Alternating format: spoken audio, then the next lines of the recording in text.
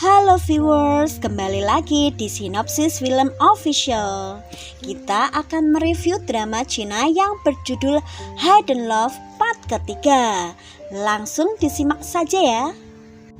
Selesai makan sambil menunggu Sang Yang pergi mengambil mobil di parkiran, Qianfei mengajak Sang Zi untuk bermain mesin capit.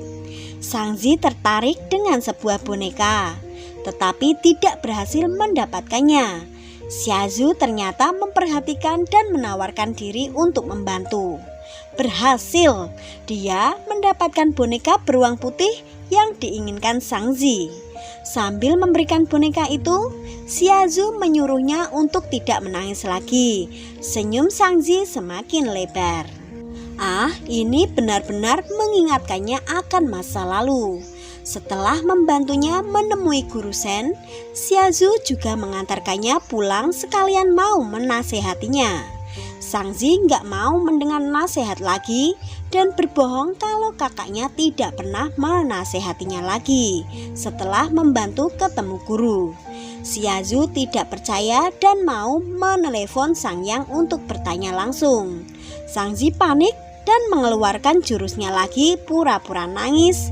Xiaozu tahu itu hanya trik, tetapi dia tetap tidak tega. Sebagai pria yang baik, dia tetap mengantarkan Sang Zi pulang. Sepanjang jalan mereka cuma diam.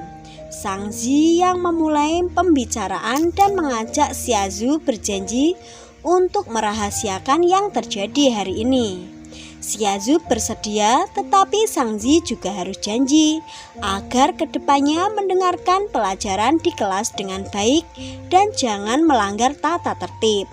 Dia mengatakan itu karena jika lain kali orang tuanya dipanggil lagi, maka kejadian hari ini akan ketahuan.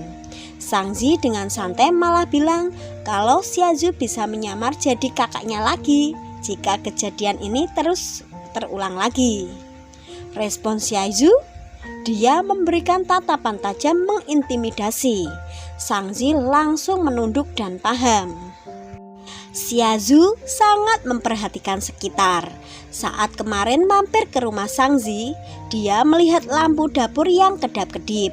Jadi dia membelikan lampu dan memberikannya ke Sang Zi untuk diberikan ke ayahnya. Setelah melihat Sang Zi masuk pagar, Xiaozu pulang. Diam-diam Sang Zi keluar lagi dan melihat Xiaozu yang lagi membelai anjing tetangga dengan senyum lebar sebelum pergi. Kini Xiaozu membantunya mendapatkan boneka beruang putih agar dia tidak bersedih lagi. Jangankan Sang Zi, aku juga fall in love loh sama Xiaozu. Zhenru benar-benar memaksa Sang Zi untuk ikut dengannya menemui Zheng Zhu di sebuah kafe dengan cara berbohong. Saat tahu sudah dibohongi, Sang Zi mau pergi. Tetapi Zhenru tetap saja memaksa dan bilang kalau dia sudah membeli kado untuk Zheng Zhu. Nanti bilang saja kalau itu kado dari mereka berdua. Kafe tempat ketemuan ternyata adalah tempat Xiaozu bekerja sambilan. Melihat wajah tampan Xiaozu, Zhenru jadi iri pada Sang Zi yang dikelilingi banyak pria tampan. Tidak hanya abangnya saja yang tampan, tapi teman abangnya juga tampan. Xiaozu bukan hanya tampan tetapi baik hati. Dia tidak menerima uang bayaran Sang Zi dan berinisiatif kalau ini adalah traktiran darinya. Sang Zi merasa nggak enak, sementara Zhenru merasa happy karena uangnya sudah habis membeli kado untuk Zheng Zhu.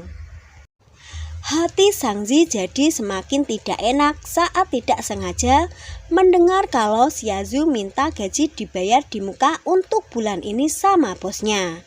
Tidak lama, Zheng Zhu dan kawan-kawan tiba dan langsung mengajak mereka untuk pergi ke tempat karaoke. By the way, Zheng Zhu masih ingat dengan wajah Xiaozu dan heran kenapa kakak Sang Zi kerja sambilan padahal keluarga Sang Zi kan kaya.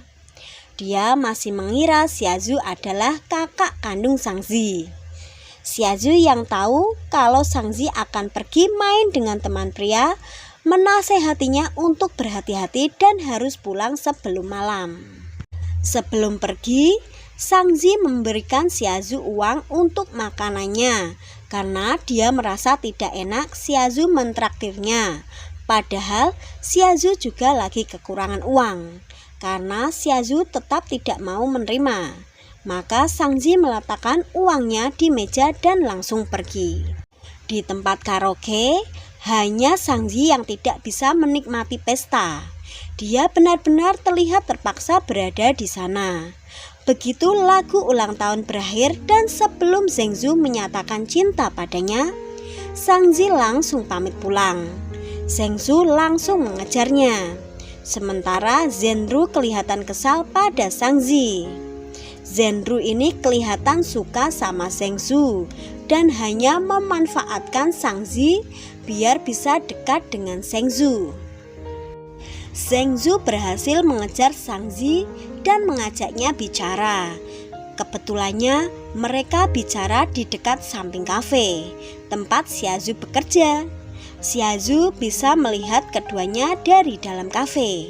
Zhengzhou tidak mau lagi tarik ulur menyatakan cinta pada Sangzi, termasuk perjuangannya selama ini hingga belajar keras agar bisa masuk SMA yang sama darinya. Sangzi benar-benar tidak menyukainya dan menolaknya sambil berteriak marah. Apalagi saat Zhengzhou menangis. Dia semakin kesal karena dari dulu Zhengzhou selalu begitu cengeng. Xiaozu yang melihat pertengkaran mereka akhirnya mendekat. Zhengzhou yang malu langsung kabur. Xiaozu dengan bijak menasehati Sangzi untuk tidak pacaran dulu karena masih SMA. Memang dia mendengar Sangzi menolak Zhengzhou, namun dia tidak boleh menolak dengan kasar. Ada orang yang menyukai juga termasuk hal bagus. Jika ada yang menyatakan perasaan, terima dengan baik, kemudian menolak dengan sopan. Jangan menyakiti. Sangzi tidak terima dan membela diri kalau Zhengzhou memang cengeng dari kecil. Setiap kali mereka bertengkar, Zhengzhou selalu yang menangis. Wah, Xiaozu langsung menggodanya yang suka berkelahi. Tidak heran orang tuanya dipanggil setiap hari. Sangzi malu dan membela diri kalau orang tuanya tidak dipanggil tiap hari. Tapi kelihatannya memang cukup sering karena Sangzi sampai tidak bisa menghitung lagi berapa banyak orang tuanya dipanggil. Setelah bercanda dengan Sangzi, Xiaozu kembali serius. Dia mengembalikan uang Sangzi. Dia menyadari niat baik Sangzi yang ingin membantunya. Tetapi untuk kali ini dia bisa mentraktir Sangzi. Jika suatu saat dia benar-benar miskin sampai tidak bisa makan, dia akan pinjam uang ke Sangzi. Sangzi mengangguk. Setelah hari ulang tahun Zhengzhou, Zhenru mulai mengabaikan Sangzi. Sangzi tentu bingung dengan perubahan sikap Zhenru. Lagi bingung, dia malah ditunjuk oleh guru untuk ikut pertandingan lompat tinggi dalam festival olahraga. Karena festival kali ini cukup besar, maka sekolah meminjam lapangan Universitas Nanwu.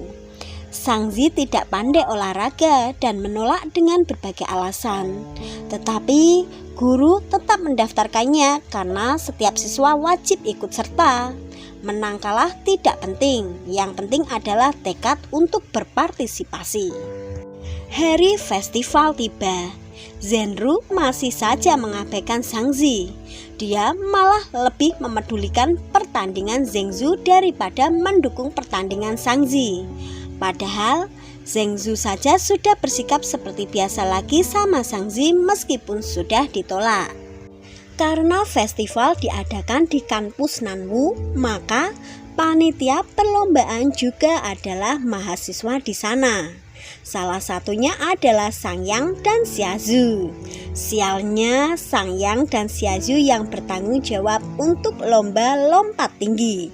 Seperti biasa, Sangyang mengejek Sangzi yang pendek dan malah ikut lompat tinggi.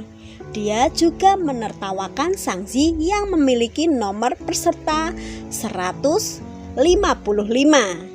sama seperti tinggi badan Sangzi, 155 cm. Untung aja Xiaozu yang baik padanya dan meminjamkan topi juga untuknya. Perlombaan lompat tinggi dimulai. Guru Sen kebetulan juga datang untuk menonton karena bulan depan SMP-nya akan mengadakan festival olahraga juga. Jadi dia ingin mengamati dulu. Sangzi sangat tidak mahir dalam lompat tinggi. Berulang kali melompat dia selalu gagal. Di percobaan terakhir dia malah menabrak tiang dan terjatuh dengan keras ke tanah. Sangyang dan Xiaozu langsung panik. Guru Sen yang melihat hal ini juga ikutan panik sekaligus terkejut karena bertemu kakak Sangzi, Xiaozu. Tapi kenapa Sangzi digendong sama yang lain, Sangyang? Takut kebohongan mereka dulu terbongkar? Sangzi langsung menutup mulut Sangyang dan berbohong ke Guru Sen kalau yang menggendongnya adalah ayahnya. Setelah itu dia langsung mengode Sangyang untuk segera pergi. Sangyang kesal karena disebut ayah tanpa penjelasan. Akhirnya keduanya malah bertengkar. Sangzi memberontak tidak ingin digendong sama Sangyang. Jadi Xiaoyu menawarkan diri. Setelah Sangzi digendong sama Xiaozu, Sangyang pamit pergi sebentar. Di tenda penanganan, Xiaozu mengobati luka di siku tangan dan lutut Sangzi. Sangzi jadi semakin sedih karena Xiaozu begitu baik padanya, sementara Sangyang sangat jahat padanya. Xiaozu tidak setuju karena saat Sangzi terjatuh tadi, Sangyang yang paling panik. Sangzi tetap ngotot kalau Sangyang tidak sayang padanya karena selalu memarahinya dan sekarang meninggalkannya. Umur panjang yang dibicarakan kembali dengan membawakan minuman untuknya dan Xiaozu. Melihat adiknya yang merajuk, Sangyang dengan sabar membukakan tutup botol, kemudian menawarkan punggungnya lagi. Dia akan membawa Sangzi ke rumah sakit untuk diperiksa. Kakak kandungmu ada di kelas yang ini. Hanya ayah kandungmu yang bisa membawamu ke rumah sakit, ujar Sangyang menyindir. Soalnya Sangzi tidak mau naik ke punggungnya dan malah melirik ke Xiaozu. Setelah dibujuk, akhirnya Sangzi mau digendong sama Sangyang.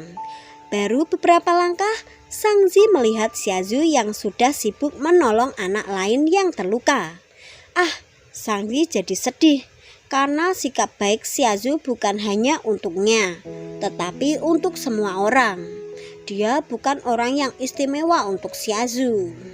Keesokan harinya, karena kaki Sangzi terluka dan sulit berjalan, jadi pulang pergi sekolah dia akan dijemput sama Sangyang. Untuk pulang sekolah kali ini, Sangyang menelepon untuk memberitahu kalau Xiaozu yang akan menjemputnya. Tapi Xiaozu akan telat sekitar 20 menit.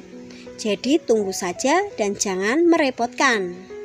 Baru selesai teleponan dengan Sangyang, Zhenru menghampirinya dan meminta Sangyi untuk menemaninya beli barang.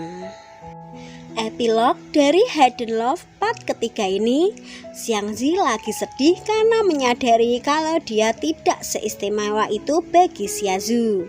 Tapi dia adalah orang istimewa bagi kakaknya Sangyang. Sangyang bukan hanya pergi membelikan minum untuk Sangzi, tapi juga membelikannya permen kesukaannya untuk menghibur Sangzi agar tidak begitu sedih karena gagal lompat tinggi. So sweet, meski sering bertengkar, tidak dipungkiri kalau mereka saling menyayangi. Sangzi membagi permennya ke Sangyang juga. Bagaimana? Semakin penasaran kan dengan kelanjutan ceritanya, viewers? Tonton terus channel kita di Sinopsis Film Official. Dan jangan lupa subscribe, tekan tanda loncengnya ya, agar kalian tidak akan ketinggalan mengenai video updatean terbaru kita. Terima kasih.